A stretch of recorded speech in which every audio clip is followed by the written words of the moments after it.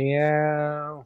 Ow. Welcome, everybody, to another glorious episode of Such Good Shoot, the podcast about wrestling and sometimes other things that are not wrestling. I am Isaac. Right over there, we got Shane, and we got two very special guests today because Dozer is on a donkey ride down the Grand Canyon. First off, we have Anthony Blackwell Jr. joining us from the Tornado Tag Pod and various other pods that we will get into a little later. And back again, the one and only, the fucking wrestling Rain Man himself, DDJ. What do you say with DDJ? Thank you both for joining us this evening. How's it going? Welcome. Well, thanks. Oh, go ahead. You go first, TJ. Thank you. I was going to say, thanks for having me on. And Isaac, man, that is one awesome shirt you are rocking there. Yeah, no, I know, man. I pulled it out, and I said, you know what? This is. Wait. You're talking about the shirt, right? Well, yes. Okay. Yes. Oh, hi, Nat. Yes, Nat's here. Sorry, we have to drink. And I would like to take a moment, and I'm sorry, I did ask you how you're doing. And I'm not going to forget that, Anthony. But before we really get going, I do want to raise a glass to Norm Macdonald, who is a comedian who I love and respect. Nothing to do with professional wrestling at all, but I was very sad to hear he passed from a 10-year battle with cancer. So which nobody knew about. Well, yeah. What are we drinking tonight, boys? I'm actually at my mom's house right now. She's downstairs sleeping, so I'm not drinking anything. You can't have beers when your mom's sleeping? What's happening right now? My mom has never had a bit of alcohol in her life, and there's no alcohol in the house. I got the 8%. I got the 8% lemonade, and then the twisted tea. I'm doing Arnold Palmer's little raspberry tea. Yes, little raspberry tea. But anyway, so. But what's Shane drinking? Yeah. Oh, I mean, everyone already knows. It's just some good old-fashioned Bush Heavy from right down the road. Now, I was going to say, what are you drinking? I'm drinking New Trail Brewing Company out of Pennsylvania.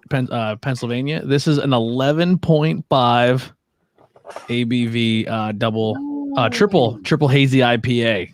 This is sounds like my kind of thing. Even though I'm drinking Bush and I always drink Bush, I'm a big craft beer guy. And that's what I was going to say. This is a perfect segue into. Can you just tell us a little bit about at least one of your other podcasts right now, Anthony? Oh yeah. So I do a show. We will be live actually this Sunday if you check out Banging Beers podcast, or you can search the IWEP network. So we're going to be drinking a bunch of beers this Sunday. The fun thing is sometimes we do double shots where we record an episode and then we take a break and then we go live one episode, then stop and then record another episode for the next Sunday. So usually the Sundays we're not live are the fucking we're hammered face shit-faced episodes. So what do you guys talk about? So we review beers from that we can find in the area in Pennsylvania or any states that we can get them in and review them. Sometimes we have the brewers come on and we interview them and talk about the beers themselves. Sometimes we go to local businesses and local breweries and get to try their beers on location. It's a lot of fun. And then we just kind of shoot the shit in between and talk about maybe a movie or TV, or somehow I always sneak professional wrestling in there and we just kind of drink some beers with some friends and have some fun. So are you out of Pennsylvania area? Yes. Then? Yep. Okay. I'm right outside of Pottsville, Pennsylvania, which is the home of Yingling beer. And also we'll sneak professional wrestling in this again. In Pottsville, Pennsylvania, a brand new brewery opened up called Pilgaroo Brewing Company, and it's owned by that guy right there, the former ROH television champion Tony Deppen, who will be wrestling Ron Funches tomorrow night. Isaac, have you ever checked out Tony Deppen? No, sir. You would love Tony. He's just he likes to wrestle and he likes to beat people up. I dig that. That's my some of the best facial expressions in professional wrestling too.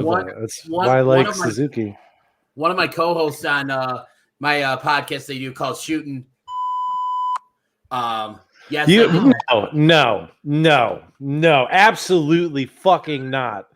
You do no. His mom's downstairs. I don't care. You know what? Okay, so if she's sleeping right now because we've got to be up very early tomorrow. Fucking scream then. So you're shooting. Yell. No, I'm not gonna scream. But just to make Isaac happy because I don't want him to be in a sour mood the rest of the show here. You don't. On the podcast that I do called Shooting Shit. Thank you. My boys, Jovan and Joe. Joe is a huge Tony Deppen fan. So, yeah, he can go. And I heard the exchange that Deppen had with Ron Funches on Busted Open a couple days ago. And I actually kind of want to see Tony Deppen kick his ass. Tony Deppen's is fucking amazing. And everyone should be fans of him. Tweet that, Tony. Tweet I said that. Retweet it. All right. Capture it. Retweet it. Yeah. Well, so Shane is a big beer drinker. So I'm sure that at some point you guys have to get together on that show because absolutely. I used to mail Shane a shit ton of beer from up in Vermont. Oh, sorry, that's your voices. Wait. Those are here after all. No, but no. I used to because I'm around Hill Farmstead Brewery. I mean, like Vermont is just like it really is fucking incredible. Like just within probably like 2 miles of me, I have like maybe 4 breweries. So I would send Shane a lot of beer, and then some douchebag at FedEx got drunk on Shane and I's dime. But yeah, Anthony, if you ever get a chance to, obtain like Hill Farmstead or like Treehouse stuff. Oh, I love Treehouse. We've had Treehouse on the show a bunch of times. Okay. Yeah. Yeah, you gotta try Hill then. Hill is unlike any other beer company I've ever tried, and I had a lot of their beers. It's so interesting. Yeah, and I might know somebody who might know somebody who might have access to some of their beers. Yeah, find out if they start shipping to Pennsylvania. We'll get it right away. They do not ship. They don't ship anywhere. The dude is a fucking nut job, like absolute nut job. But if you go on like Rate Beer in those places, he's won best brewer in the world like 5 out of 6 years. Or Holy something. Hannah! Yeah, I think he's like in the last. They love brewing with honey. Yeah, he does. Honey. He does. Yeah, he does a lot of like wild fermentation and shit like that. Really cool stuff. But yeah. So anyway, that's a little bit of what he does. Shane, I have a beer question. shoot, man. I have a question for you. Yeah. Oh, suds shoot. I don't know. Here's speaking of drinking. Here's Nat. We got a drink. Shane, do you have a chic of the week for us? I saw one earlier, but then completely forgot. Just 1 second. I mean, if you don't, I shared one from our Twitter just the other day, because it's going back to what we talked about pretty early on. I got one. Oh, you got one? Okay, well then we won't do it. 2 days ago. Right. Just from 2 days ago. The Iron Sheik was watching Monday Night Football, and he had this to say: Lamar, you worse than the Jermaine Tito and Jabroni Latoya Jackson tonight. Bubba, what the fuck? God damn, dude. Guy's a legend. The same guy who runs that fucking Twitter runs Virgil's Twitter too. I was at a show at Virgil a couple weeks ago. Did he try and charge you for a photo? No, he came up and told me some fun stories though. He fucking Virgil, dude. I tried to get him as a guest on the show, right? And he hit me back and he was like, $500. Well, no, he's like, how much? I was like, dude, $100. And he's like, how about $150? And I was like, whatever, okay, I'll do $150, fucking. And he's like, all right, cool. And then he just never hit me back. He like totally agreed to the money.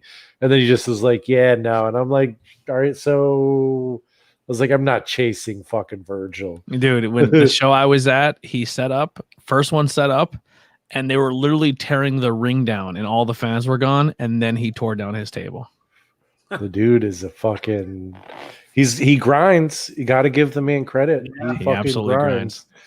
I mean, Jesus Christ, he has the Ted DiBiase shit, and he's just like, come on, dude, Ted DiBiase ain't at your stand, bro. He's coming next time. That's what he always just tell us he'll be here tomorrow. Where is he? He ain't coming. He don't like you, man. He never liked you.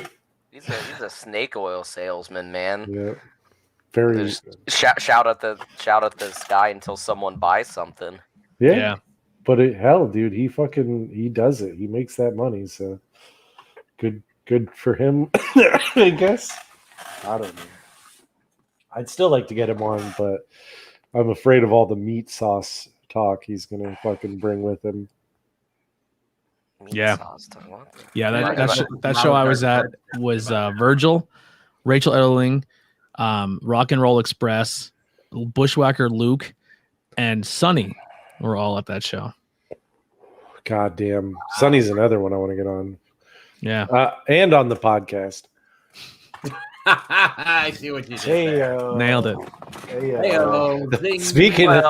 Speaking of Sunny, she was on the pay-per-view that I think we watched. At least I watched, Shane watched, but I think we all watched it. Sure. At one point in time in my life, I've seen this pay-per-view. This is the SummerSlam 1997. This is I'll give the quick intro to this. Yeah, do it. Give it to me. This is SummerSlam, was the 10th annual SummerSlam professional wrestling pay-per-view event produced by the World Wrestling Federation. WWF then, now WWE, took place August 3rd, 1997 at the Continental Airlines Arena in East Rutherford, New Jersey. It was attendance was 20,213 people. The tagline to this show was called Heart and Soul.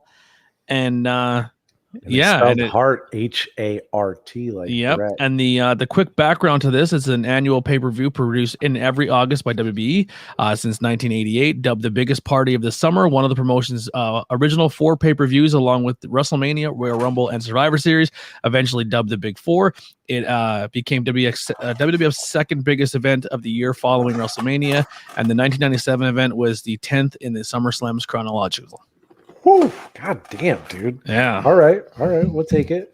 I think we had Vince, Jim Ross, and Jerry Lawler on commentary, which is actually a very good commentary team for this pay-per-view. Even Jerry wasn't too obnoxious at this point. But I didn't think it was as strong as what it was the past couple shows, but it was still fine. I like Vince a lot. I'm a sucker for his commentary. He's very underrated as a commentator, I think.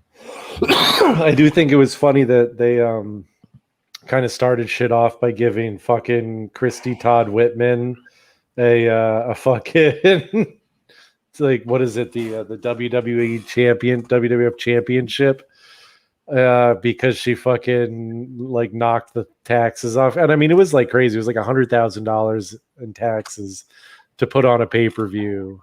Yeah, because it was the first. It was like the first professional wrestling show they had in Jersey in like 7 years or something. Pay-per-view.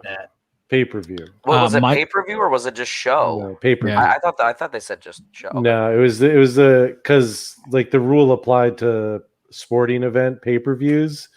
So if it was like a boxing event, like you had to pay, like, because they did a lot of those in Atlantic City, so it was like a way for them to make some income. But basically he went and like convinced them that it was just entertainment and it shouldn't be charged that same tax. So they hadn't done a pay-per-view in Jersey. I think it was 9 years or something like that. And it was also, I think this was like when this was the thing that really like broke out like the sports entertainment and not wrestling. This was sort of the beginning of that. So first match of the night, fucking Mankind, Mick Foley starts the match. Dude Love ends up beating Triple H in a steel cage match. 16 minutes, 24 seconds. This was a great match to start off a pay-per-view. Yeah. And we got to see a lot more of this rivalry, or these two work together for a while going into in the future. This is the first of many times that they will square off. Yeah, this is kind of like this was a big deal because it was like them trying to get Mick Foley like into more than just Mankind and like get that Dude Love character over. And this was also really like the beginnings of the rise of Triple H to the top. This was kind of like really when he had just won King of the Ring a couple months earlier by beating Mankind. Then they had that wild brawl at the Canadian Stampede pay-per-view. Oh, so good. That was so fucking good. God, that pay-per-view was awesome. Yeah. That's that's one of their all-time bests and stuff. Mm-hmm. But yeah, this was just a great opener. And I remember 17-year-old me being confused because I'm like, wait a minute, I thought he wasn't playing Mankind anymore. You know, he had moved on to Dude Love. You know, this is kind of really, I was just starting to understand, you know, the concept of gimmicks and character. Like I was really kind of starting to come into the fandom, or, you know, turning into the wrestling fan that I am now and stuff, you know, and it's just, but it was still really cool. And I think one of the highlights of the match was, Mick, you know, getting that Superfly Jimmy Snuka moment when he, you know, dropped the elbow from the top of the cage. And I think they even made mention of that, you know, when he did that or something. Yeah. Well, I mean, the idea was he opens his shirt. He had the big heart on his chest. Yeah, the tattoo. But it all he had a big heart on. Yeah, nice. He right? did. Hell yeah. See, I like you, man. You're good shit. He fits in, man. He fits in. But yeah, it was like yeah, that one didn't work. I think the moment for me, I mean, that was awesome, but the moment for me was Mick Foley taking that headshot from the fucking cage door in China. Oh, because he's like crawling out and she fucking wham. And yeah, it hits him full on, and that sound is fucking loud. I was like, psycho. Yeah, and you know, and like China, you know, like she wasn't very good. Like it was like the awkward. I think the most awkward part is her like climbing onto the cage to get knocked off the cage. She's just standing there on the cage and sort of looking in, and you're like, all right, you got up there a little early now, didn't you? Yeah, I hate to bring it to like modern day times, but we just had like a little bit of a Mick Foley situation or a moment that reminded me a lot of like behind the mask, behind the tape DVD after that cage match at AEW when Pentagon went and hugged his kids and like they're bawling their eyes out, looking at their dad just putting on the craziest performance they've ever seen in their life. It's like, oh my God, it's got to be hard to go back behind the curtain and seeing your kids like devastated that they just seen you like bloody mess. And honestly, especially for like a match that's like a 1.75. Oh, that's rough. That's rough. But anyway, we'll quickly move on before someone's smokes come out of people's ears. But honestly, like this match was a really fun match. Foley and fucking Triple H were great. Foley is still out of his fucking mind and took a lot of crazy fucking bumps. Ended up winning by getting out of the cage and basically falling on his ass again. That match, I mean, Foley is awesome. Triple H is awesome. It's a good match to start things off. I think it was a 3-star match. Pretty insane to start off your pay-per-view with a cage match. Right. One of many awesome stipulations we'll have tonight. Yes. Yeah, a lot of stipulations. Didn't like every match on the show have a stipulation almost? Pretty much, I think. I mean, maybe all of them. I mean, there was some type of gimmick to everything. Yeah, we'll definitely get to them all because Jesus Christ, there were a lot. So yeah, that was a steel cage match. I don't know if there was a gimmick to the next match, but yeah, I give this one 3 stars. We'll get our ratings out of the way and we'll move on. I'll go with 3 as well. Solid opener. 3.5. 3 sounds good to me. Ooh, we were close. Well, I got a drink for DJ. Shane there drinking. Nat's in the picture. God damn, it's 3 drinks for me. Oh, don't make it sound like you're being burdened with. You're probably relishing. Listen, eventually you got to lock that cat out of the room. I'm drinking 11% beers over here. Yeah, I know, dude. You just wait till he knocks the camera over. Oh, dude, that hasn't happened in. No, I got the new camera. Time. It's pretty stable up here. We're pretty good. God Facebook user, where is Dozer? I don't know who the Facebook. Dozer is on a donkey somewhere in the Grand Canyon. Guadalajara Grand Canyon. It's the other Grand. It's the other Grand Canyon. And then it's spelled with an E. Grande Cañones. And then friend of the show and my co-host on Shooting Shit. There you go, Isaac. I did it again.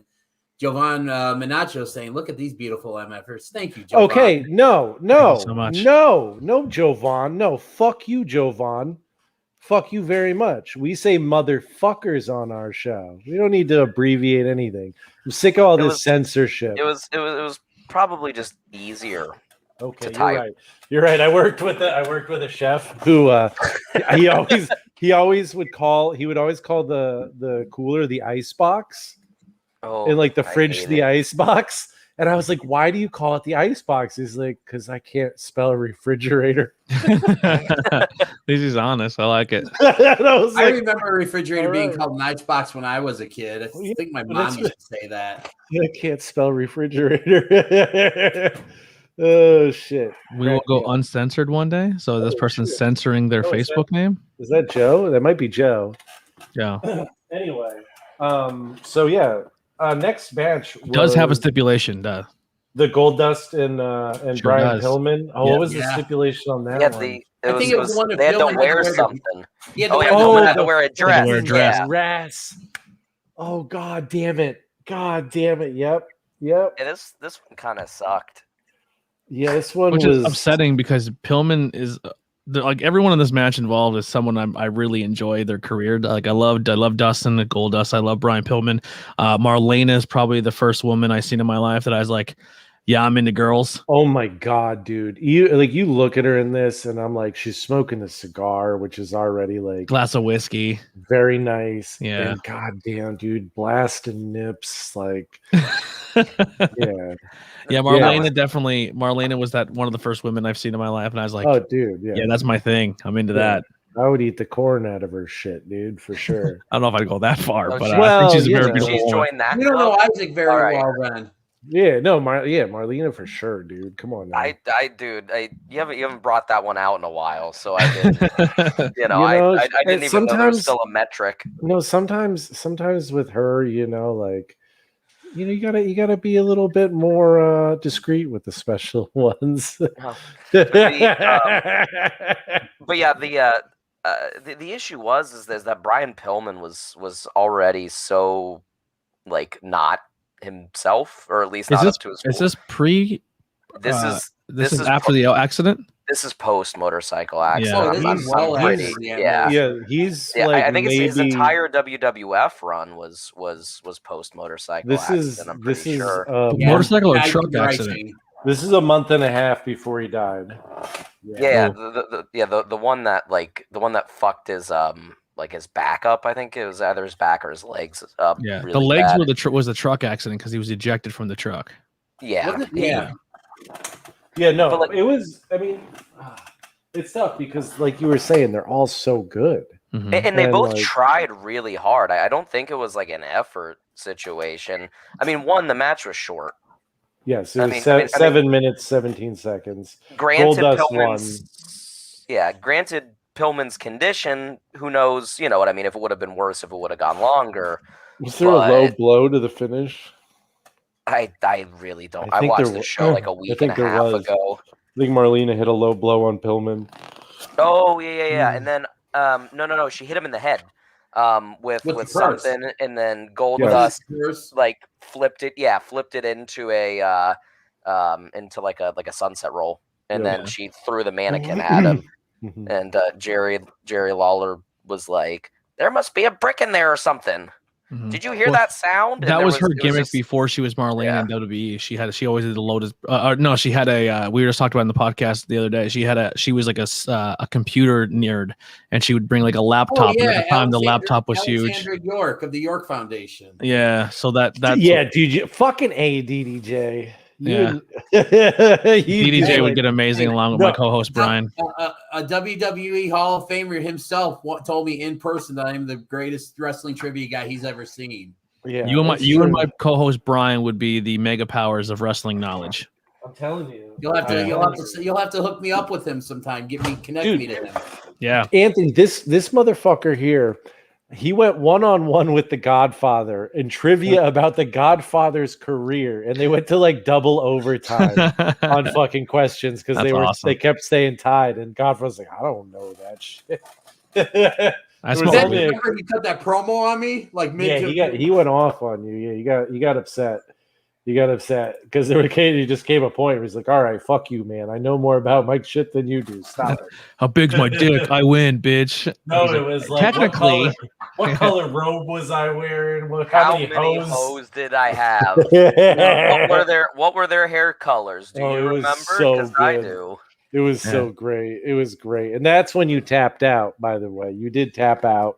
That means you quit. So I continued. I'm laughing so hard. I didn't quit. I still say you stacked the deck against me because you were trying to make the Godfather look good. Of course, he's the Godfather, and I'm fucking yeah, dude. Of all the wrestlers, like, can you imagine one that is more like in line with fucking everything I love in life? No. You can't. You really can't. It's pretty perfect. So, like, RVD's kind of up there, but he still exercises too much. Godfather is the perfect mix of fucking boobs and ass and weed and fucking being like, I don't really want to fight. I'll give you this bitch over here. God, that was a great gimmick. I'll give you hose to throw the fight. So good. So good. But yeah, this match. Isaac, what do you think about the match? It was not that great. It was not that great. I was much more interested in Marlena's nips than I was the match itself, which means it's it was a 1.5. Gee, what a shocker! Isaac was more interested in boobs than an actual match. Hey, listen. I'm not a tits man. I'm not an ass man. Okay, it's not like that. I'm a vagina man. I had no idea where you were going with that, and I was like, "Oh, there it is."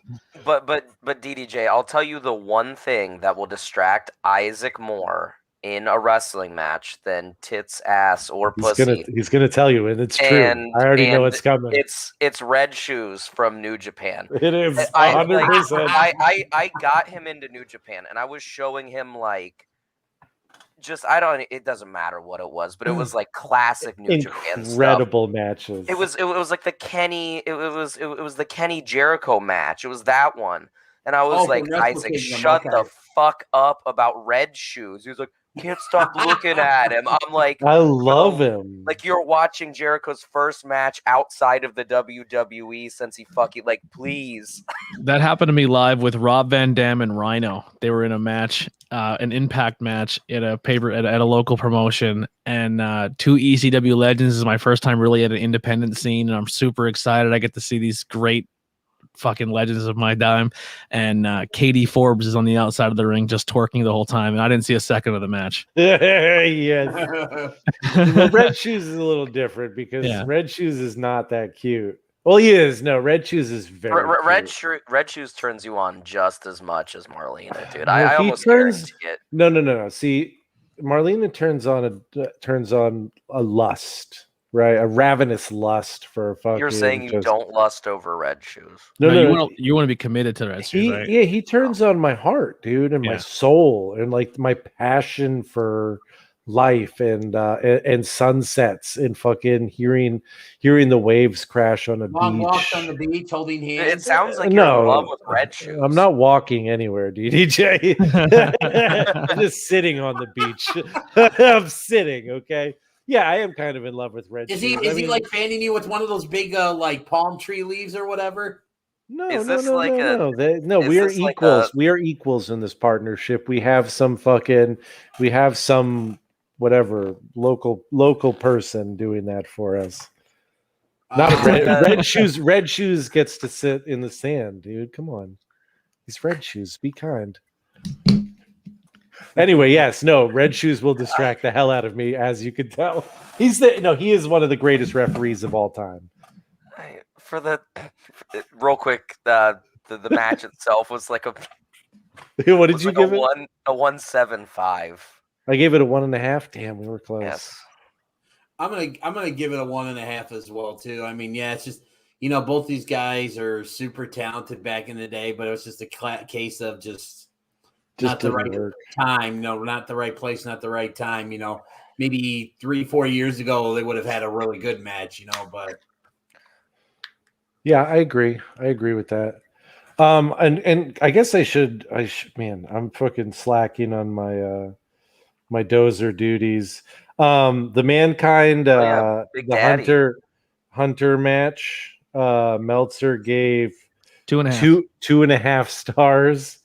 The Goldust Pillman match he gave a half star. Yep. He just So- goes off the rails sometimes. You just never Listen, know what. if- There's no if- consistency. If Pillman and Goldust match happened in Japan, he would have gave it a 13.5. Let's just be honest. Yeah, it was bad. It was very bad. Both. I mean, so some of these matches that are actually good matches that are probably later on in the card are going to get certain numbers. If that match wasn't in a WWE setting, they would have got higher. Just Daniel Bryan's has never been given a 5-star match in all in WWE or NXT. Daniel Bryan's getting his first 5-star match the first time he wrestles in AEW. But anyway, so what do we got next? We got Animal and Hawk versus the Godwins, Henry O. Godwin and Phineas I. Godwin, Hog and Pig, who as a kid I actually really loved the Godwins. I thought they were great. The Godwins are a team for me that I was like, why are they getting so much time on TV? Like I just never understood it. And then as I get older, I'm like, oh, because they were part of the Undertaker clique. You know what I mean? Like there was the clique and then the Undertaker clique. Yeah. But and then what did they turn into once they started wearing suits? What was it they were called? Southern Justice. Oh my god, yeah. dude! Southern Justice, dude, was so dumb. Yeah, they hung out with fucking Jeff Jarrett, right? Yes. Yeah. Oh my god, it was so dumb. This match again was dumb as well. Oh, see, I didn't hate it. Like I don't think it was great, but it was definitely better than Pillman versus Goldust. Yeah. I agree. Uncle Dave, because he gave this one a half star too. What? Yep. Yeah, dude. Dude, Dave has some crazy ratings on this one. Dude. Are you kidding me? No, dude. Half a star. Man. I think only 3 of the matches on this card got more than a star from Dave. 3 matches got half a star. Yeah. Yeah. Or what? No, one of them was 3/4 star, right? Oh no, 1 3/4. Yeah, but there was 3 half-star matches. Crazy. But yeah, this it was a good tag match, and it was a good big Hoss match. It wasn't anything they beat exciting. the crap out of each other. Yeah. But I mean that's what these guys were. You know, they always did to each other because I think it was stemming from didn't in a match like before the Godwins turned heel or something. Isn't that where I think Henry got his neck broken in a match against the Road Warriors? Yeah, and leading up to this, I don't remember which Road Warrior it was, but they were like, yeah, it was an accident the first time, but this time we're going to mean to do it. And it's like, did you just like premeditatedly say that you're going to break a guy's neck again? Which is like, a real like who am I supposed to be cheering for here? Because and like if I'm the Godwins, I'm mad as hell. Like I feel for them. But also like hindsight being 2020, it's a weird thing to say during this pay-per-view. There's a lot of like very strange moments like that. Like Ross really during that match like telegraphs it in a weird way. But anyway, and you make a joke about actually breaking someone's neck, and then later on in the night, yeah, exactly. It's like fuck. But the Legion of Doom. I mean, there wasn't a lot to it. It was fairly short. It was 9 minutes, like 15. But it was a fine for what it was, but it wasn't anything special. Yeah, I was gonna say it's a 2. I'll go with 2. And then I'll start our next one here. Title match, right? You just had 2 stinkers back to back. You know, you're gonna come in here, you're gonna put on a great show with great talent. And you have the European Championship. The British Bulldog as your champion will defeat Ken Shamrock. And you've already had 2 stinkers, and you're going to have a fuck finish DQ. I did. Oh, man. See, here's the thing. Is this match, the finish was terrible. Shamrock freaking out after was awesome. The crowd was really into that. Like, it was fucking a good moment for him to be like, this man is very intimidating and very scary when he's I was gonna pissed say off. he's scary. Extremely, and I think but I think that was like as a moment was like really good for him. I thought the match itself was actually really good. Like I enjoyed those two guys just like beating the fuck out of each other and like going hard. But the finish was dog shit and it took away so much from the match. And the match, like for what it was good. It wasn't good enough for the finish to not matter, in the outcome of it. So it's like it was decent. And again, I love seeing Shamrock just fucking go ape shit. Like I love that. I fucking love that. Dude, Shamrock was so over in this time frame. I mean, he I don't think he gets enough credit for how over he was during this period of time in the beginnings of the Attitude Era. Oh, he was incredible. I remember like being like totally into him and Blackman, thinking him and Steve Blackman both were like terrifying, would just beat the fuck out of you in real life. Shamrock Shamrock always just had the wrong place, wrong time moment in his career, because if he would have entered mixed martial arts maybe 3 or 4 years later, where he would have had a different training mindset when he was young, like if you would have kept him, if he just would have been born maybe 10 years after he was born and he would have entered UFC maybe in like earlier ages, when he would have focused more on the ground and pound and everything like that, he would have been one of the most dominant UFC champions of all time. And then if we would have jumped into WWE around the same time, like a Kurt Angle was able to break in, they would have utilized him better as a killer and as a monster instead of entering when it was the Brett and Shawn era, and neither one of those guys were willing to relinquish that top spot. And it was a time in the company where he was considered an outsider, and he had a ceiling that he just wasn't going to break.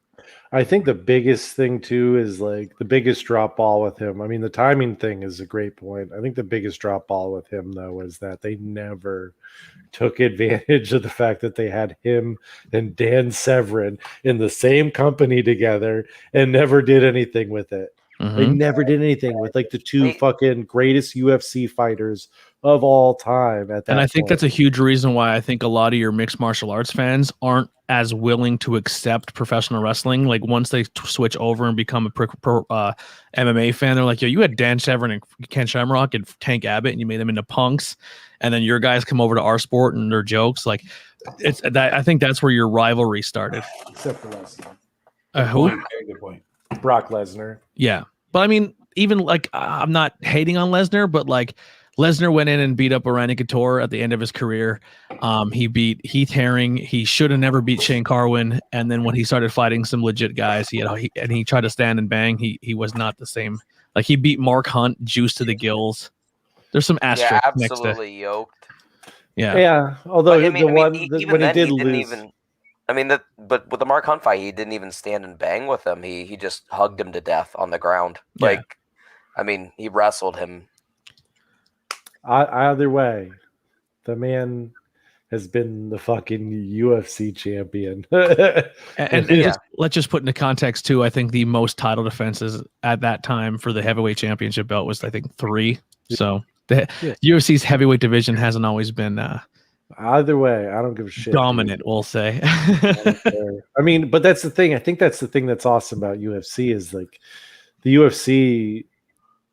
Everything outside the actual fights, with some exceptions, obviously, is as close to old school professional wrestling as you can get. Yeah, I mean that's why I got back into wrestling after I walked away from it for MMA. I was like, all right, they're doing promos and they're just literally telling storylines to tell you into a fight. I might as well go back to WBE. Yeah. Mm-hmm. Well, I mean, I left because the ranking system was supposed to mean something and then it didn't. Like it just came down to who shot the best promo would get a title shot. Yeah.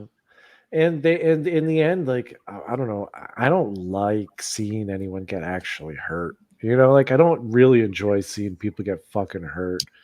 Like, I don't know. That's one of the things I like about pro wrestling is that in the end, like, that they're doing their best to try and protect each other. Yeah. And then when it does happen, you're like, oh, why the fuck would you do that? Yeah, exactly. And it's like, call me crazy, but no, that's why I have a hard time with death matches. Yeah. Exactly. Fuck that Nick Gage dude. That dude I called. didn't say that. He did right up here. He called me out. He called me out. So whatever. Isaac, you should take it to him on Twitter, dude. You had Nick Gage personally know you and then call you out. Oh, you want to see? You want to see the fuck? Well, we can just play it. I'm terrified if I want to be on this podcast anymore. Like I don't. Here we go. Here. This is a cameo that I was gifted from Shane. God, this shit, Nick fucking Gage. And I start this shit off by shouting out my murder, death, kill gang members around the fucking world. I shot out my motherfucking boys locked down in their cells, including my motherfucking boy 2-6, Eastern Block. And I shot out my motherfucking hate club, R.I.P. Big Nate Hatred, and R.I.P. my brother Justice Payne. And I want to give a shout out to Isaac. And I want to let Isaac know I could give two fucking shits if you like deathmatch wrestling or not. I could care less what type of wrestling you like. But I'll tell you what, my motherfucking gang likes deathmatch wrestling, and I love deathmatch wrestling, and I'm going to keep doing that shit till I can't do it no more. Isaac, I could give two fucking shits if you like deathmatch wrestling or any type of wrestling you like. So keep doing what the fuck you do, and I'll keep doing what the fuck I'll do. And if you want to take it there, we can take it there, man. And we can run into each other, and we can have a convo and take it from there. But if you want to come on here and say you don't like deathmatch wrestling, man, that shit don't affect me at all. I'm 1 in a million, motherfucker. I run my motherfucking MDK gang. And I do it with fucking hard work and dedication. I do it because I'm the realest motherfucker in the game. I do it because I be my motherfucking self. I ain't no fake motherfucker like the rest of them motherfuckers in the locker room. So fuck you, Isaac. And shout out to my murder, death, kill gang all fucking day. Did you pay for that? How much did you pay for that? Isaac, we've lost you. No. I just had to reset my camera. I'm here. Shane paid $50 for that. $50 for that. And the first 3 minutes was just him getting his shout outs out. Then to say, go fuck yourself. Hey, man, I got to shout out the fucking dudes. 2-6 in East Block for selling meth. He's in there for the next 6 months. Wow. Anthony, have you ever? I'm not saying anything negative about Nick Gage because there is a possibility with the crowd I roll in that I may run into him, and I'm just gonna say I love Nick Gage. Smart man. Yeah. Have you ever done the cameo thing? I have not. No. Okay, so when you do it, you click on who you want, right? So Nick Gage, and then it'll say price, and then once you agree to the price, you'll go into a little questionnaire, and it's what do you want to do? Do you need a happy birthday shout out? Is this just an uplifting thing? Is it a roast or is it other? So I was roast. It'd be funny if you click birthday, fuck you, Isaac, and your fuck your birthday. Your birthday's fucking shit, dog.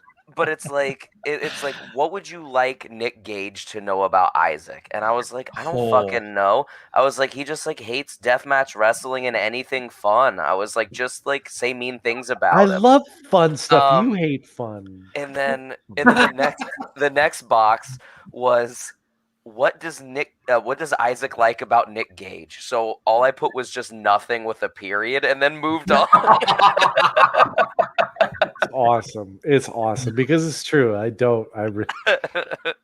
think he's dog shit. No, my buddy somehow always ends up reffing his matches at GCW, and he was in the match when the beer can started flying with Cordona, and he almost got pelted with 6 bottles. Yeah, Jesus. Yeah, kid ref Chris Levin.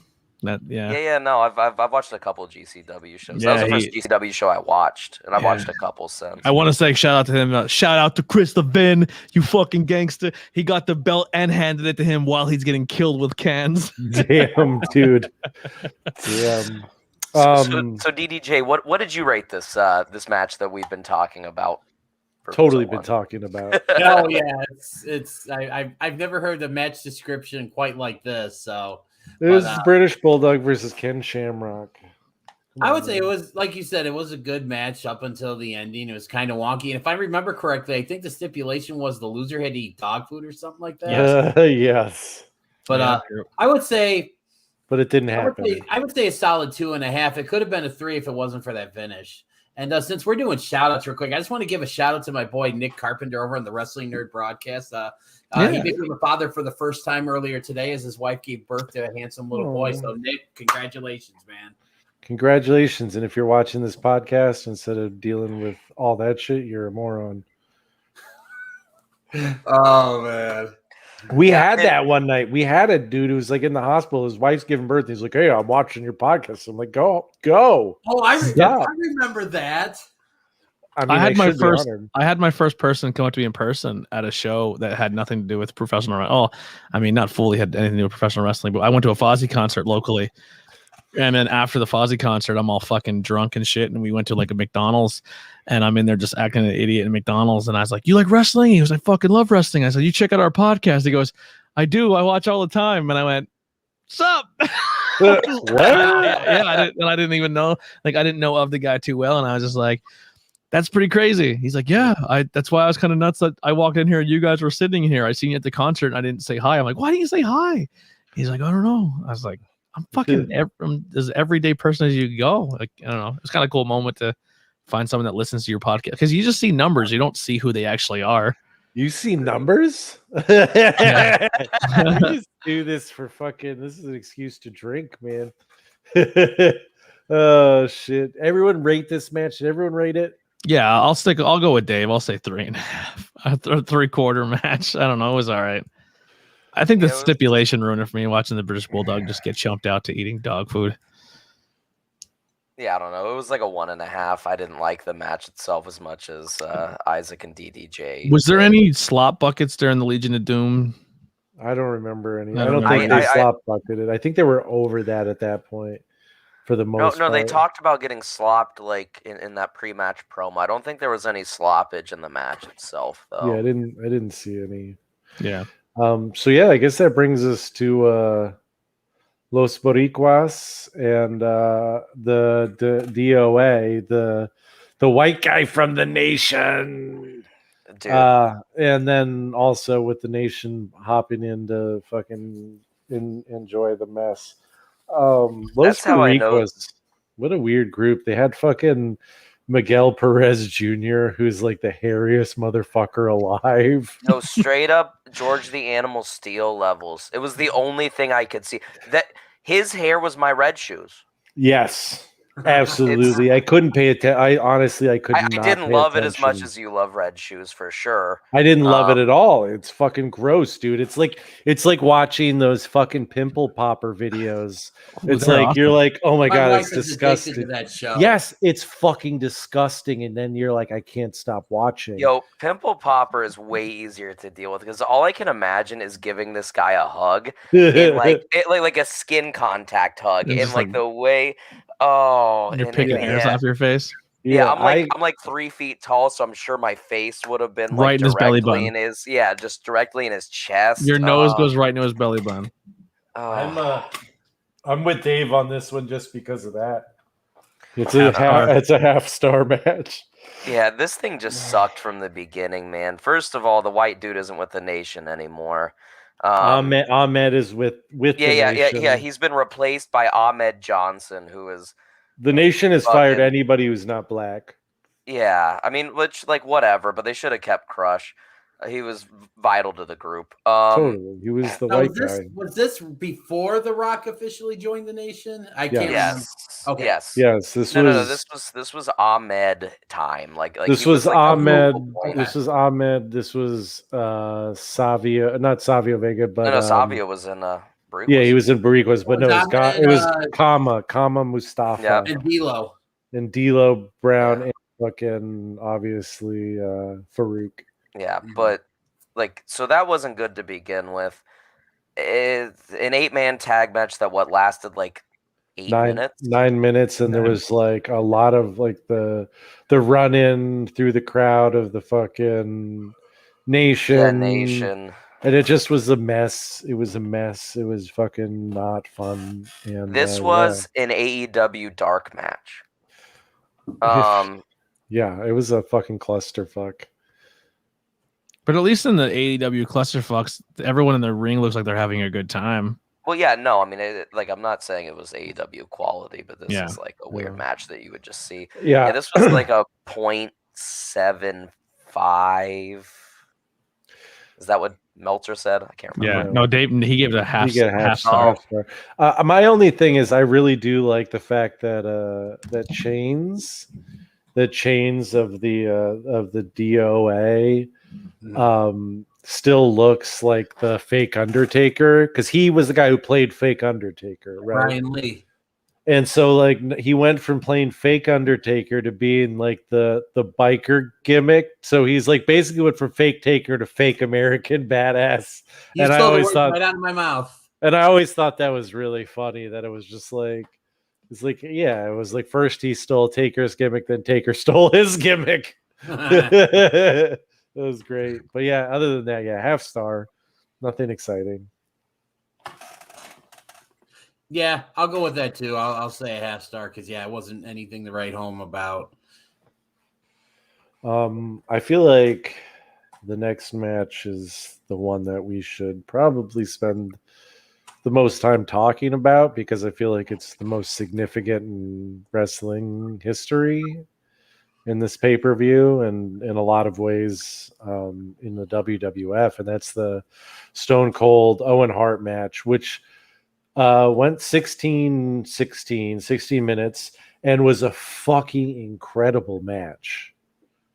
It really was an incredible match up until the point that Stone Cold got his neck broken, which is a truly a defining moment in the WWF and the turning point for what they're able to do with that character, and like what they have to do to try and make it work with a guy who's, you know, the most popular fucking wrestler that they've had since Hogan, and in a lot of ways more popular within the fan base and within like popular culture. And he can barely move. And like, what do you do with him? And to, you know, like sort of jump into he's, you know, fighting Vince McMahon, and, you know, the battle to, I want to fight. And I was like, I can't let you fight. Like, was really good storytelling, even if it was like a little too real in some ways. But yeah, this match, I mean, both these guys are such good wrestlers. It just sucks because like before the match, when they talked it out, Owen said he wanted to do the pile driver. Stone Cold said he didn't want to do it. He said the only way he really wanted to do it is if he did the kneeling one, like the tombstone style. And Owen's like, I'm not that comfortable doing it. And he's like, I'm much more comfortable doing a sit down. And Owen's like, and Stone Cold's like, all right, it's fucking Owen Hart. Like, let's do it. Yeah, and the thing with this is this is the only moment, I believe, in Owen's entire career where he has an asterisk next to him, because I'll probably get heat for saying this, but I thought he was better than Brett. I just thought Owen was such a good performer, and he's so underrated. I think all of us agree with that, to be honest. Yeah, I'm just gonna say I said this. I think we've talked about this. I've said many times that Owen was better than Brett. Owen was just as good as a technician as his brother, and he can do high flying flippy dippy. He can literally do anything he was put in place in front of him. And he had some amount of personality. And he had charisma through the roof. And God, he was so entertaining. This is the only time in his career where he fucked up, and it just as much as it bothered, you know, how and Stone Cold pretty much said too that like he never got to bury that hatchet. He was upset with Owen, and he wasn't completely comfortable or okay with the whole storyline where Owen walked around with a 316. I just broke your neck, and then he went and broke Dan Severn's neck, kayfabe. Yeah. And then like that was part of a storyline where his storyline broke Severn's neck. Yeah, and he wasn't cool with it. Owen didn't want to do that stuff because to him, that's what, like how we go before. You want to protect your brothers in the ring, and the fact that you hurt somebody, and then you publicly hurt somebody who's as hot as they were, and where you're like, well, listen, we have to do a story now because we're losing the Monday night ratings. So you have to go out there and pretty much take full heel heat on something that you're uncomfortable with. And that's something you feel shitty about too, yeah, I'm sure. And they never really got to bury this hatchet because the 2 years after this happened in 97, Stone Cold wasn't really around, and he wasn't with the locker room, and he was recovering and all this stuff. And then later on, and he came back, 99? And it wasn't what, it was a month later or 2 months later that fucking Brett was out of the company. So it was more fucking like just, like the screw job happens. Austin I think his first match after the injury was Survivor Series that year. Yeah. Yeah. So, I mean, there was a lot of there's a lot of shit that went down, like with everybody involved that, it's just. And this injury really was a huge setback on Austin's career, and pretty much a huge reason why he walked away from the company probably so early. Yeah. Oh, absolutely. And I mean, like for good reasons. But I will say, I actually was watching this match, and my roommate came down, and he was like, "Oh, I'm gonna go to the gym." I'm like, "Cool, man. Yeah, I'm just watching this. This match kind of sucks because like this dude, like Stone Cold's about to get his neck broken," and like we watched it, and like I think the thing that like is the most shocking is just how fucking crazy WWF was at the time, and not only the fact like that Stone Cold was like able to do what he did, but like Earl allowed it. Not only that, but Earl Hebner sat him up. Like he was like moving him around, and like he literally said to Earl, like, I can't move. Like I can't feel anything. And this is where it's tough when you add silly stipulations. Like, I know it's story and you can just be like, we're just not fucking doing it. But like a part of him's like, I'm not kissing his fucking ass. Like, it's one thing that, okay, he retains his title and I move on, but now I have to fucking muster up the strength to do this horrible roll up and win this match, because even the title doesn't even mean anything at this point. I am just, the way my character is, I'm not kissing his ass. Mm-hmm. And it's such a weird moment because like Owen immediately realizes what happened.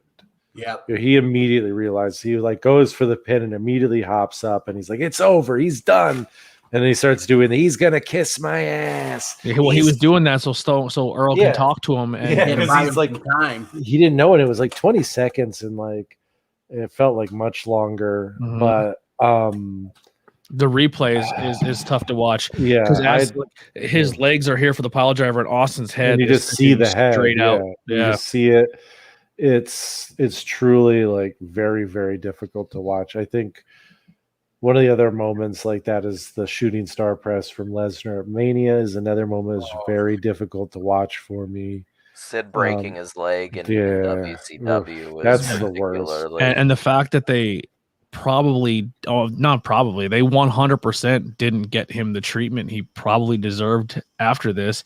And they're like, do what you have to do to get back in here because we need you because we're losing these ratings.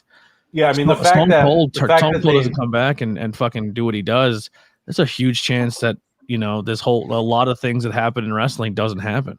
Well, and the other thing is if it wasn't a private company at that point, that never would have happened. If it was a publicly traded company, that would have never happened. Mm-hmm. There's zero chance that he continues to do anything without going and getting immediate surgery and dealing with all that shit. Like they just you can't do that with shareholders and stuff with your. I mean, it's one of the reasons why they're so careful with everybody. Mm-hmm. It's like you kind of have to be. But yeah, this match up until that point is the best match of the night. Yeah, it's tough because the match itself was a 4.5 star match all the way through. No, like the wrestling was really good. I fucking was so into it. Owen and Stone Cold could go. And then he gets his neck broken, and it's a 1-star. It's a 1-star match because of that. It's just too much. There's too much. It's hard to go back. It's hard to go back knowing how it ends. Especially with Jim Ross being like, "Oh, he's gonna break his neck." And oh shit. Okay, after this, we totally glazed over the most important part of the show, and I feel weird going from something so serious. But we got to remember the $1 million giveaway fiasco. We got to talk about that. Oh man. But yeah, so what do we got for ratings on this match?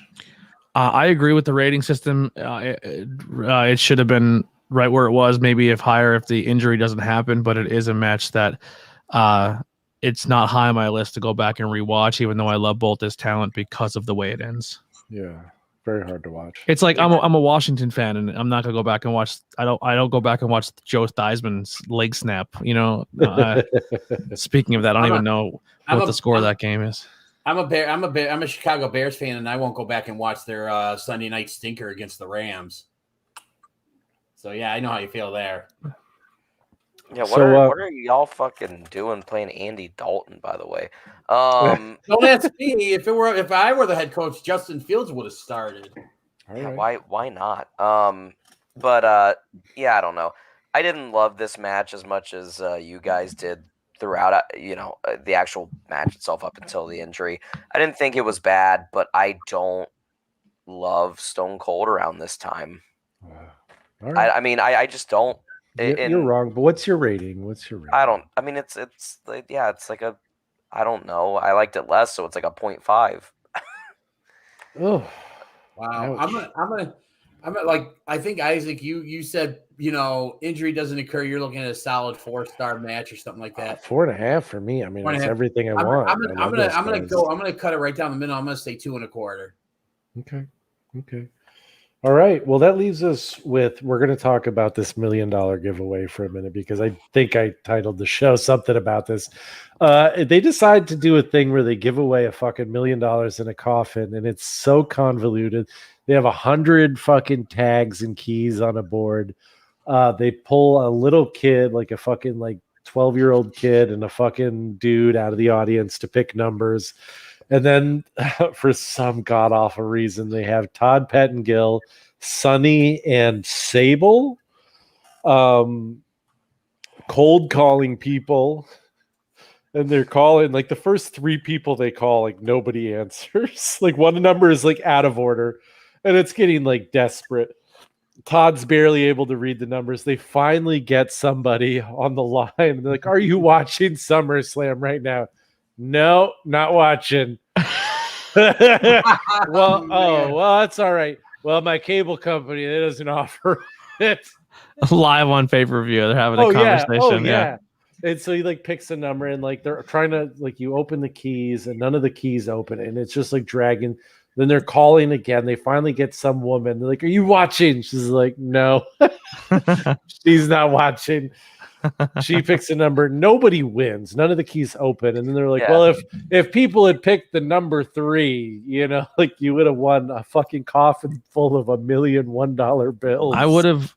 And the funny thing is you never try to leave it to chance for that, because of those reasons where you make your company possibly look weaker than it already is, losing the ratings. That's when you bring back the $1 million man and say, pick a number, kid. Then he screws it and steals the money anyway. There's so many things you could have did here. They tried to do a legit thing, and it backfired really hard on them. And they've done it multiple times too. This isn't the only. This might be the first time they tried the $1 million. Well, no, because they did the in your house giving away a house thing where they were calling people. Yeah, it was the very first one. And then they were doing it when Vince McMahon got the shit falling on him. I mean, they've done it a few. They've done it more than once or whatever. Anyway, but we get to see Sunny and Sable in the ring, who look really happy to be around each other. And Sunny, goddamn, dude, Sunny looks so good at that point. She had like so much glitter on her tits, dude. It was incredible. I literally had to pause it and go and find her anal porn and just get into that for a minute. You know what? It is very strange to talk about boobs and anal porn, and I'm staring at Kermit the Frog as a baby. It's Wait, where? What? Oh, there he is. Oh, yeah. I've seen that. Oh, dude, I love Muppet Babies. Dude, I used to my dig that Muppet shit. Baby shirt, my Adam Cole's Muppet Baby shirt. Muppet I'm waiting for my new Babies. Adam Cole, new Brian Danielson, and Ruby Riot or Ruby Soho shirts to come So in. nice. Yeah. Oh shit. Well, all right. So we got that out of the way. We can get to the main event, which is the Undertaker taking on Bret Hart. Brett Bret the the Hitman Hart. What was this? With the special guest stipulation- referee. With special guest referee, yes. Shawn Michaels. And the stipulation was if Brett loses, he can't wrestle in the US again.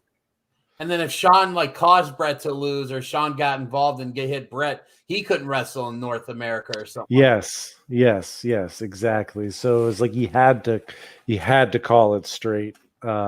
And then he's spoiler alert, super kicks the Undertaker. Or no, hits him he with hits him with a chair. chair, Hits yeah. him with the chair. misses Yeah, because Brett. Brett spat on Shawn, and Shawn went to take a swing, and Brett ducked and hit Taker. This match grew on me. At Yes. the beginning, I was like,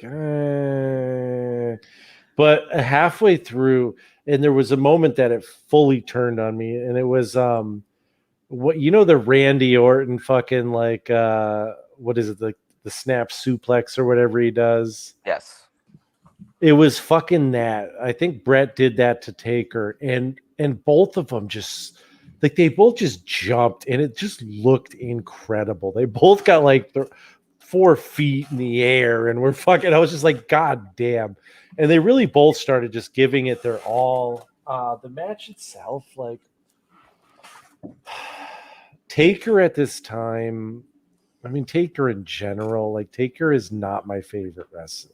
Taker at this time is overworked, working injured, doing whatever he can to help with his company with this Monday Night Wars, and not wrestling well. And he's just doing he's going out there to do the job because he knows that this is leading to Brett versus Shawn. Yes, and it felt like that. It definitely felt like that. And so like that was tough. I did enjoy a lot of like the match itself. Shawn Michaels' involvement. Shawn Michaels as the referee was really good.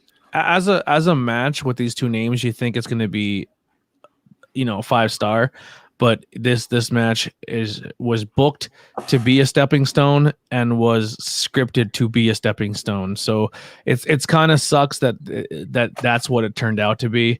But it did help build to a bigger and better story.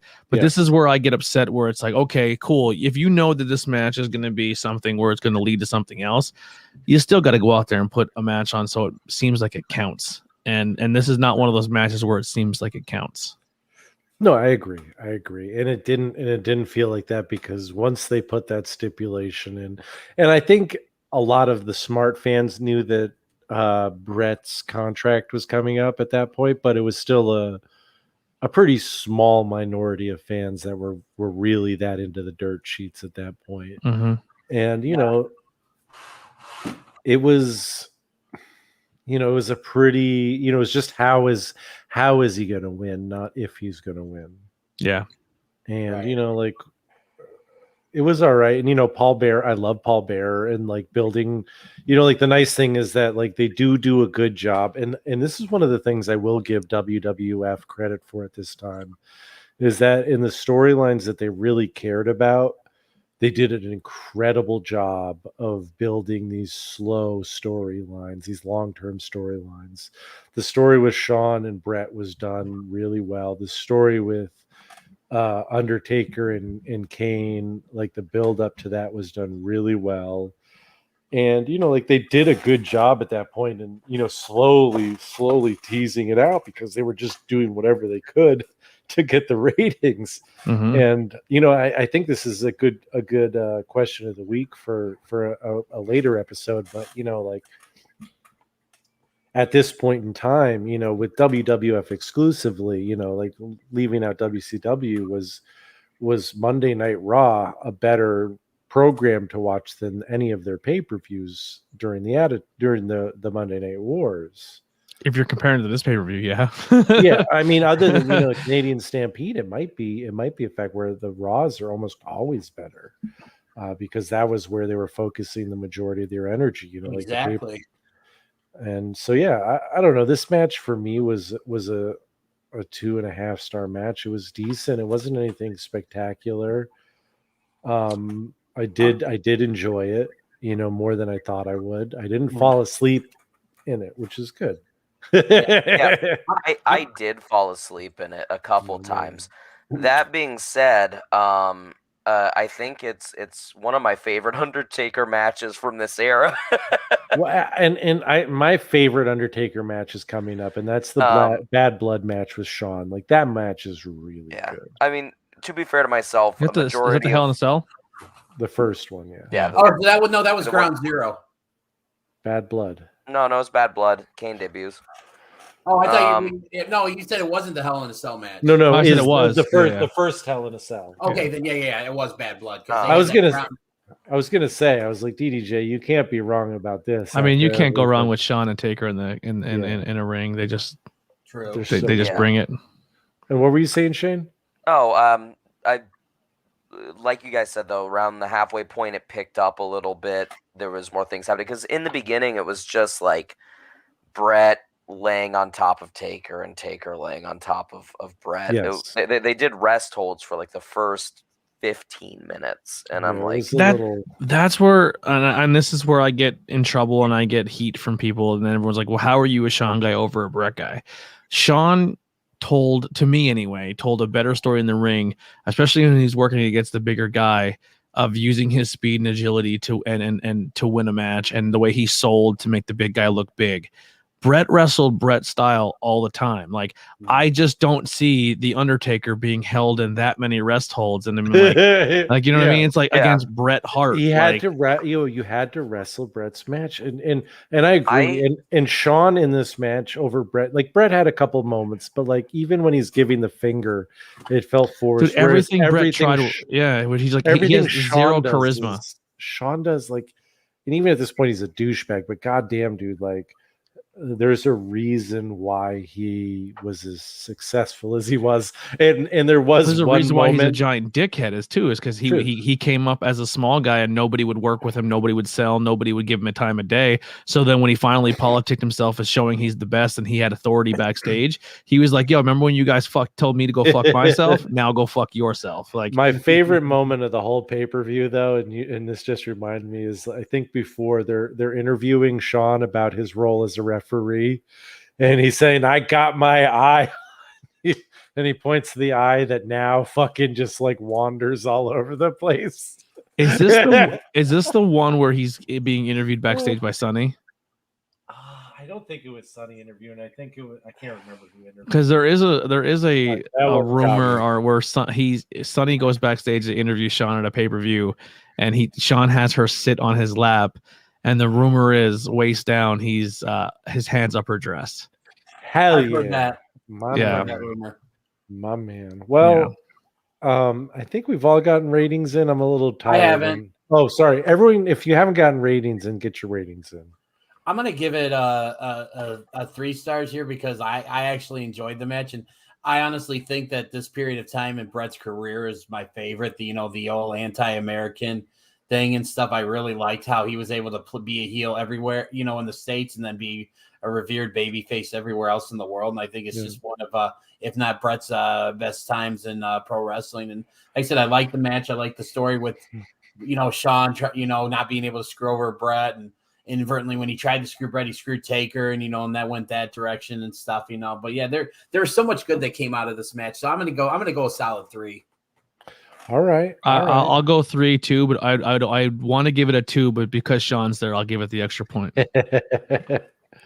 All right. Anybody got overall ratings for this pay-per-view? It was not as good as the last one they put on, which was Canadian Stampede. We're going stars, baby. Oh, Sorry, 1.5, 2. through 5, 1 through 5, or I would give it a 1, but I'll give it a 2 because Sean's involved. It's Sean B. I'll give it 2, 1.5. 1.5. You sure it's not a 2? I'm sure it's not Fuck, a 2. dude, I wanted to Marlena, cluster, Sonny, Sable, Shawn Michaels. Yeah, Don't I'm let gonna us stop give you it. from drinking, Isaac. I'm gonna give it a 2 too, just so I Yeah, can just- drink. Yeah, pound your beer anyways, dude. Go Yeah. on. Don't need a reason. I do need to talk a little bit about our Patreon. We have a new Patreon $20 level subscriber. So we have another movie that we're going to review coming up. But the next Patreon only movie review that Shane Dozer and myself will do, at least Shane and myself will do, is Suburban Commando, starring fucking Hulk Hogan, Christopher Lloyd, and I cannot believe this, but Shelley fucking Duvall is in this I've movie. never seen this movie. I had never seen it either. I've watched it twice now I in the haven't last seen it in a week. long The time. only reason I know about this movie is when I owned the VHS tape of the Ninja Turtles. This was a trailer on that tape. It's a Isaac, really weird movie. So we're gonna. You've been quoted as liking it very much, but I've been quoted as what? not liking it, a whole lot. This movie, yeah, Suburban Commando. Yeah. Yeah, I'm not a huge fan. But I recommend a movie that you have to watch eventually one time.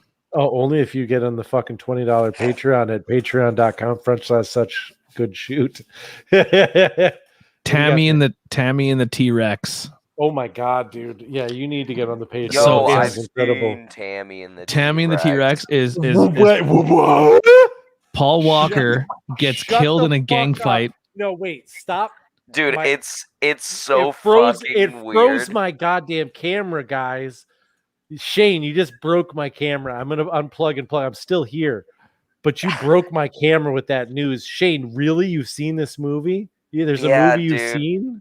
That is this one. Yeah, I don't. I was at somebody's house and we were drinking, and they turned it on. So I don't necessarily know if I could give you like a review of it, but it's amazing. a weird movie. Patreon.com/such good shoot. Sign up $20 level. You get to make us watch movies and we will review them for your entertainment. Pick this movie if you subscribe. Let me just give you a quick.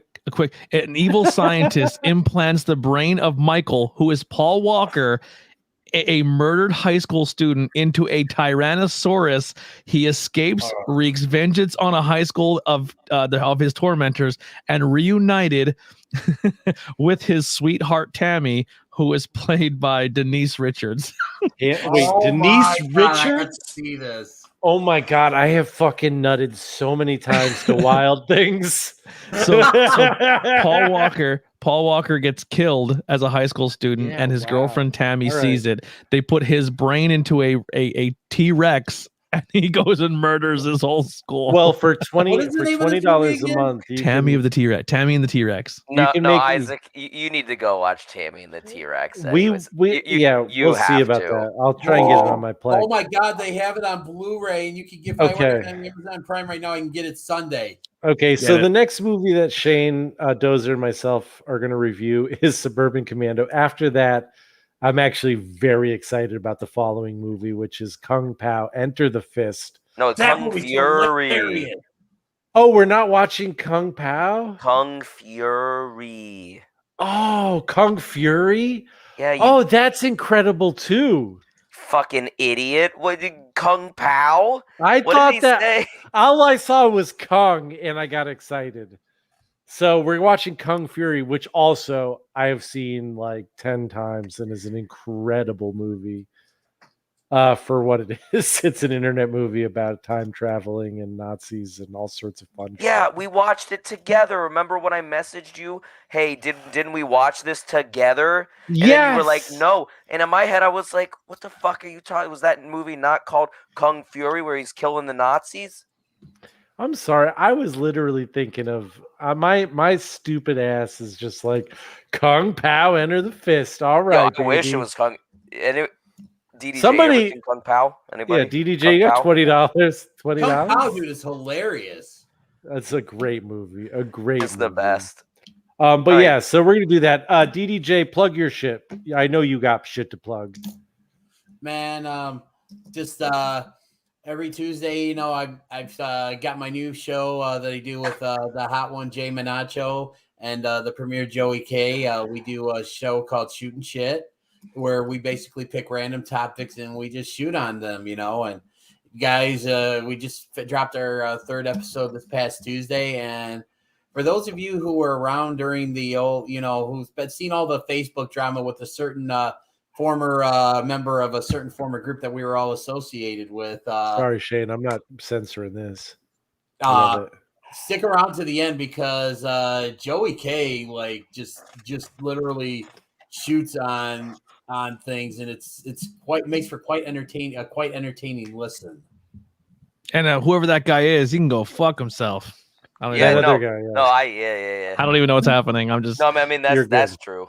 yeah. Pretty It's- much yeah. everybody thinks that way. All right. And then what do you say with DDJ? Of course. Events coming back soon. It's gonna be Whatever. coming There's back. so many. There's what 55 episodes now. Yeah, I believe that's the last one I did and stuff. I'm gonna try to start lining up some guests so I can get some new episodes out and stuff. I but, think you should get Kiwi back. I think you should have another episode with Kiwi. oh my god, Alan Funk would be so much fun to do. He's a great guy. We got to get him back on too. We want to do a classic WCW review with him. All right. Anthony, plug your shit. You got a lot of podcasts, including the one where you drink beer that Shane is going to be on eventually. Listen, for a if Hill you like- Sunset episode. If you like beer, tune in every Sunday to Bangin' Beers podcast. Every Tuesday, we rotate on 7 o'clock. It rotates between a pop culture show where we talk about movies, television, comic books, video games. We just reviewed the movie Corella and almost got into a fist fight over it. Not really a fist fight, but we got a little heated over it. That's every Tuesday at 7 o'clock. That's Not Cool in High School or Truth Behind Illusion. We'll be live this Tuesday talking about shadow people. So if you want to learn about shadow people, tune in at 7 o'clock. And then Thursday nights before this show at 7 o'clock we're usually done in an hour. Tonight went about 2 hours, but we do Tornado Tag podcast, so we're also a member of the Joe Nurse Podcast Network, so shout out to them. And I do my own network called the IWEP Network, and then I do another show called Interviews with Everyday People, where I just have conversations with people and learn about their stories and stuff. And then we have other shows on the network that aren't ran by me called Welcome Back, Welcome Back, Hireth and Other Words, and Stoned and Nerdy. So we have a lot of shows on the network. It's a lot of fun. Go check us out. IWEP Network, anywhere you can find social media, YouTube, Facebook, Twitch, all that fun stuff. Pornhub, we're all there. Ooh, you got to. Oh man. No, we don't have a Pornhub, but Oh man, Yeah. why you got to do that to me, man? I actually got excited. I should make a Pornhub. That'd be funny. Well, that's fun. Shane, you got anything to plug? Tune in Oh, to boy. the Suburban Commando review. Yes, patreon.com/such good shoot. Johnner's Podcasting Network. Thank you so much as always for joining us. And I'm gonna leave you guys. I'm gonna leave you guys with this little ditty right here. Thank you guys for having me again. Appreciate it. always a pleasure. Thank you so much for joining us on Such Good Shoot. This is a classic show, by the way. For listening to this edition of Such Good Shoot. If you are on YouTube, please remember to like, subscribe, and ring that bell icon. Or subscribe to us on your favorite audio catcher. Or finally, if you're on Facebook, leave a comment, like the video, and make sure to share it out to all your friends. Until next time, we have been Such Good Shoot, and have a great day.